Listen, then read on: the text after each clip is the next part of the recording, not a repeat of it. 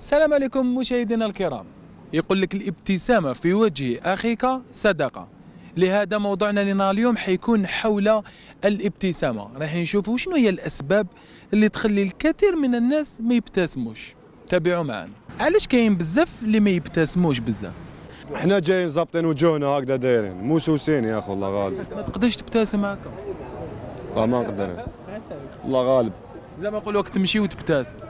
ما نقدرش يا انا دوك خرجت مبتسم تقولي ما تبتسمش ها قال لي كيفاش تبتسم؟ كيفاش نبتسم صافا خاوتي بيان يا اخو ما يبتسمش باسكو قلوبهم مرض يا تلقى انت جارك يحسدك صباح الخير ما يقولها لك. يبتسم لكش يا والابتسامه والصالحين به ساعات الشعب ما يبتسم. جيرانك ما يبتسموش. كاين يا اخو كاين اللي انت كي يبتسم لي نبتسم له ما يبتسمليش ما نبتسملوش يا اخو من الاخر تسمى باش معايا. كانوا دوم مقلقين وكانوا دوم نارفين تقول لي ما يبتسمش والله كاع موسوسين. يضحك معايا نضحك معاه ابتسامه في وجه اخيك صدقه.